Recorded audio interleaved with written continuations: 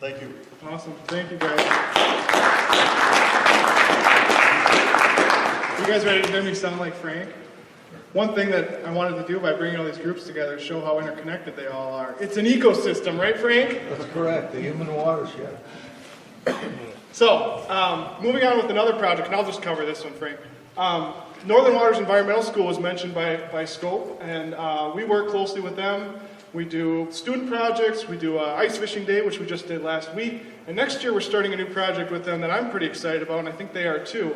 The class is going to be raising trout. They're going to be raising trout from the egg up to the size where they can stock them out in the lake and create a fishery. So they are going to be junior fish culturists, fish manager, fish biologists. So we're really excited about that. And ultimately the idea is that we'll have a little pond that they've created similar to what Larry Damon did in Washburn County.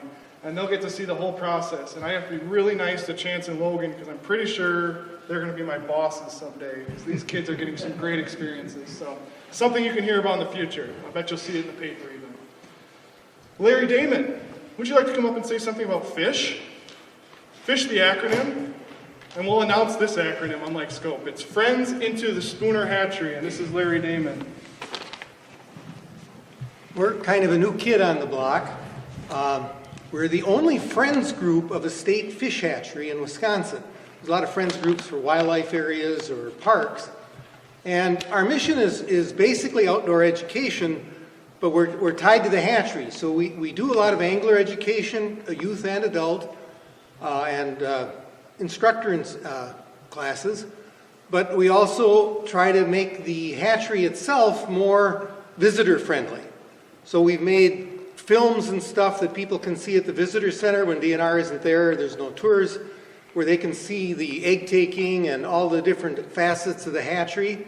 We're going to be working on actually having some of our volunteers keep the hatchery open for tours on weekends so that the tourists can come and see what their dollars, fishing dollars, are giving them. The other project that we have locally, one of our fundraising projects, is Adopt a Muskie. And some of you may have heard that on the Chippewa flowage. A lot of muskies were tagged with pit tags. We have those recorded, and people can adopt a number. And we'll keep track of that fish with Max's help, and if your fish ever gets caught in one of Max's surveys or by anglers with pit tag readers, we'll let you know. We do make a report of that every year, but that's been kind of a fun little thing. But if anybody wants to adopt a muskie or join us, I will have forms at the end of the meeting. Also, we're going to have we're just starting a fundraiser which will be April 7th at Tony's Riverside in Spooner, which is going to be basically a bucket raffle thing, and there'll be free pizza. And it looks like we're going to have quite a bit for prizes and stuff, so I'm going to really be pushing to get people there so we don't give them away. Yes, sir? Does the adopt and muskie money go to the hatchery or to the flowage? It's split. One of our fishing programs, pretty much we've got a lot of local sponsors, we're handling that. But one of the things that we want to do with outdoor education, there's an old building on the hatchery grounds that nobody ever notices, which is actually the original hatchery building. And it's right along the highway. And we're going to try to get that remodeled and turned into the State Hatchery Museum. We've already got, the hatcheries are already sending stuff to Spooner, all their old stuff that's been sitting in barns and all that kind of stuff. So we're already getting stuff. But we need to raise about $50,000 so that we have enough money that we can apply for grants once we get that kind of money. But the Adopt a Muskie is also split. We do, about 20% of that goes to hatchery projects, which the last thing, we just bought a interpretive computer. So when somebody comes in from a foreign country, they can actually communicate through this computer. And which is, of course, something that wouldn't have been in the state budget, which is the kind of things that we help the hatchery with, is the things that wouldn't be in the budget.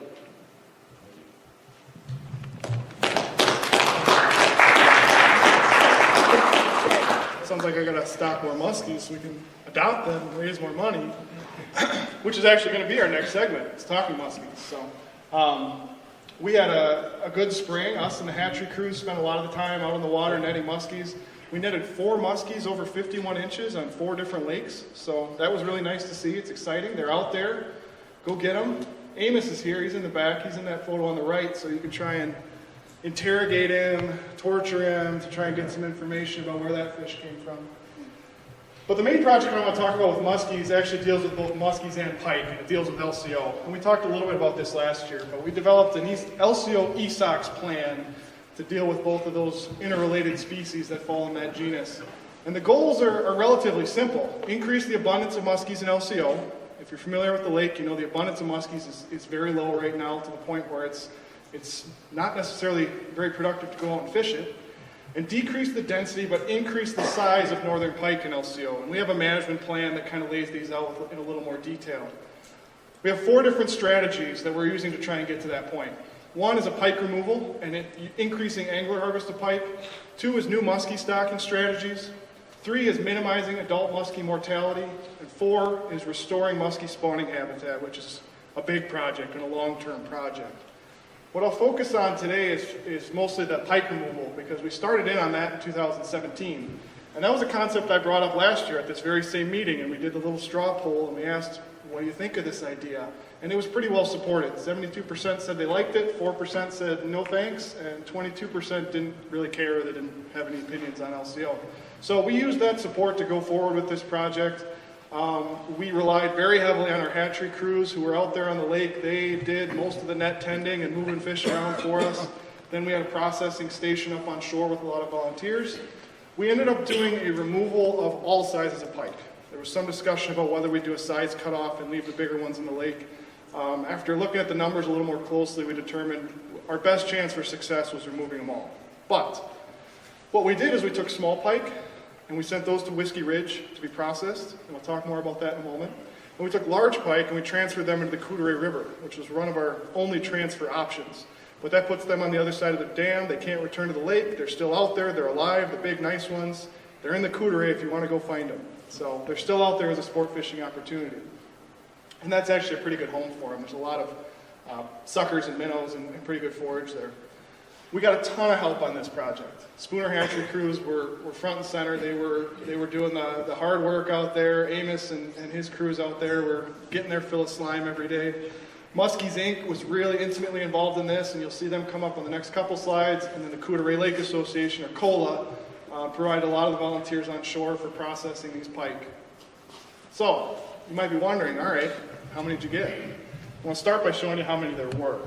We did an estimate of the total pike population in 2016, and we estimated there were about 8,500 adult pike in LCO. So, about 1.5 per acre, we could consider it. We got 3,000 of them in 2016. There's a little bit of variance around our estimates, so it could be anywhere from 24 to 59% of the population, but if you had to nail me down to a number, we would say we got 34% of the adult population in 1 year. That's not too bad. Whether that's enough to move the needle will remain to be seen. These types of removals are tricky. There's no guarantee of success, but we were to the point with this situation with the pike and the muskies that we felt we needed to try and do something pretty big. One of the tangible results, one thing we know for sure, it's been accomplished, is we created 1,600 pounds of food that was donated to the local food shelves. So we took this underutilized resource. Muskies Inc. paid to have them processed. I give them a lot of credit for putting their money into something that's a little bit unconventional, but we made a lot of good local wild fish that is available now at food shelves throughout Sawyer County. Of course, we didn't want to leave this big gaping hole in the fish community by taking all these fish out and then not doing anything else, so we went back and stocked 3,500 muskies. These were given extra food by Hayward Lakes Muskies Inc. again. Their name's going to come up a couple more times. They were pit tagged with tags purchased by Hayward Lakes Muskies Inc. and the Coudray Lake Association. And then we stocked those at 4 locations throughout the lake.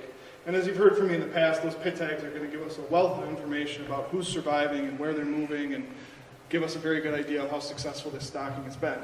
We also stocked 52,000 walleye, and we'll talk walleye in a little bit. So took a bunch of these smaller pike and out of there, replaced them with a bunch of other fish that we're trying to manage for. And now we're going to monitor our success. So we'll look at the survival of those stocked muskie and walleye over the next couple of years. We'd like to go out and remove more pike if the conditions allow it in 2018. I don't think we'll be able to get another 3,000, but 2,000 is kind of the goal I have in my head. And then over the long term, we're going to work on restoration and spawning area in Muskie Bay. And I was hoping Mike Person could be here tonight to talk about it, but he can't, so I'll kind of touch on that briefly. The back of Muskie Bay is a very historic spawning area for muskies. It's experienced a lot of changes over the years. The sediment that the muskies used to spawn on was a more firm, sandier type substrate. It's now covered by a few inches, sometimes feet, of a very thick, organic, flocculent sediment. Muskies are still showing up there to spawn.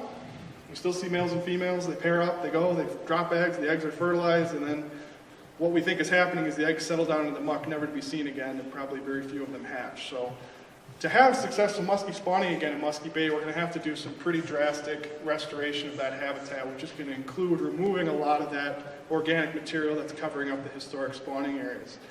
Dollar signs, lots and lots of dollar signs associated with that project. So that's something that we're looking at with LCO Conservation Department, Cooteray Lake Association, and Muskies Inc., among others.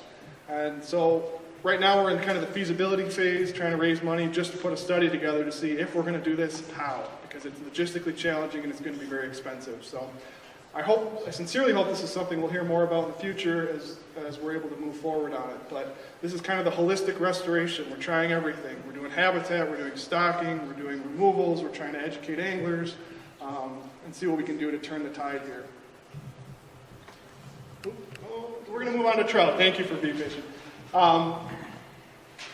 With trout, we have some ongoing habitat work down in the Exland area that I've highlighted in previous years, and Jason's going to touch on it a little bit too from when he comes to talk about Trout Unlimited. But this is a really strong partnership we have with the USDA, and they actually have a program where they have professional trappers that come in and they control beavers on these streams, and a lot of them are very susceptible to beavers. So they come in, they remove the beavers and the dams, and we get a free-flowing trout stream again. But there's usually a lot of damage done, so we have to come in and do some restorative work. We've done that in partnership with Trout Unlimited, who's provided a lot of the funding, some of the labor, and the LCO Youth Conservation Corps has been really critical as well. They bring in a lot of young people in the community that are interested in the outdoors and working in the natural resources field. We work them really, really hard in the middle of the summer, and we get a really nice outcome. So this is a stream on the right here that we did some restoration work on. I should have taken a before picture. I always forget to take before pictures, but that was muck. And we were able to rechannelize the stream, flush that muck out of there, and we've got sand and gravel and some overhead cover for these trout that we think they'll be happy with. Another project we did, and this isn't the sexiest thing, but I'll show you why it's important. We did an inventory of everywhere in Sawyer County that a trout stream crosses under a road. Sometimes it's a culvert, sometimes it's a bridge. We went, we took pictures, the upstream, the downstream, we kind of checked to see what was there, and we cataloged all this. So we have an inventory of every single place where a trout stream crosses under a road. Why that matters is, some of these crossings are not great, like this one on the right here. That's what we call a perched culvert. And if you're a little brook trout, that is an impassable barrier that is fragmenting your habitat. Now, we're not going to go around and start making demands that these culverts be changed because that's very expensive and these townships typically don't have that kind of money. But we have this information now. So if funding becomes available or if this culvert's going to be replaced for other reasons, we can make recommendations on how to make this a better structure for fish passage. And this is why it matters. That red X is the culvert I just showed you. It's on 33 Creek, which is a classified trout stream. The blue arrow shows the direction of the current there. We did surveys both upstream and downstream from this point. 394 trout per mile downstream, pretty solid. 28 trout per mile upstream. We have this big pot of trout downstream that would probably love to go into the upper reaches to spawn, and they just cannot get past that culvert. So we have a trout stream that's not meeting its full potential because it's been fragmented. So that's why it's important, and that was a project we worked on this last summer to kind of have all that information. Another trout project we'll have coming up is Howard Springs and Howard Creek, and this is going to be following the same playbook that we've used down in Exland. This is an area that's been pretty badly impacted by beavers. It is a natural spring pond. It's all surrounded by state land. It's a beautiful resource and a lot of opportunity here. So Trout Unlimited paid to add this to the beaver control program. So those dams are going to get pulled out and the beavers are going to be removed. They were causing a lot of problems at the culverts anyway, so this is kind of a twofer. And then we'll come in and do our channel restoration if needed with our partners in Trout Unlimited and the LCO Youth Conservation Crew, and potentially do some restocking, but we think the trout will probably find their way back in there. So another cool thing that you can look for in the future and we'll report back on. So at this point, we're going to have two trout groups. Well, I'm going to lump you as a trout group, Al. We're going to, it's excellent, right? So we're going to hear from Jason Stewart from Trout Unlimited first, and Excellent Rod and Gun Club will be on deck. Come on up, Jason. You want to come all the way up? No, I'm good. Sure. Yep. Hi, my name is Jason Stewart. I'm a board member with the Wild Rivers chapter of Trout Unlimited. I'm going to let you guys in on a dirty little secret. I'm not really that into trout. So, I do like to fly fish our rivers here in northern Wisconsin. Sawyer County, we're blessed with around 200 miles of Class A musky water that's river, not lakes. You know, the downside is it's a really, really short season. We're looking at, muskies end of May until freeze up in November. So what I got into trout fishing, one reason was to extend the fly fishing season. And now with, we have a catch and release season that starts in January. So that can really turn the fly fishing season in Wisconsin to a full 12-month season when you start to count the tributaries into the Great Lakes. What really turned me on to trout was just down the road here is the Namakagon River. We're blessed with one of the best brown trout fisheries in the state. And we're about a little less than a month away from the early stonefly hatch on the Namakagon River, which is a very special event. And that's really what turned me on to trout. We get a couple days of the year where every fish in that river is looking up and they're sipping those little stoneflies off the surface. And it's a very fun event. That trout fishing led me to join Trout Unlimited. Trout Unlimited, I found, was a group that is closely aligned with what I feel is important with conservation. I belong to the Wild Rivers chapter. We're that whole chunk of northern Wisconsin right there. It's too big of a geographical area. Part of the reason I'm here today, most of our membership is concentrated up around Lake Superior. We need more folks down here in Sawyer County, Washburn County, Burnett County. We're looking for more folks. We really have about 15 people that are really active. We've got about 200 members, but the majority of our work is only done by about 15 people. So if you're interested, come talk to me after the presentation. I pulled this out of our mission statement that really struck me as what we're all about, using the best available science that we have to protect the headwater spawning habitat for trout and salmon. Apart from just the fish, we're about youth advocacy, trout in the classroom, like what Frank's doing. And we're also really big on public access. That is, we do not do any restoration work that does not have access for the public to come in and enjoy and use. One of the projects we have going on right now in our area is, this is kind of hard to see, but that is the Copper Falls State Park right here. And adjacent to it is about 600-700 acres of private land.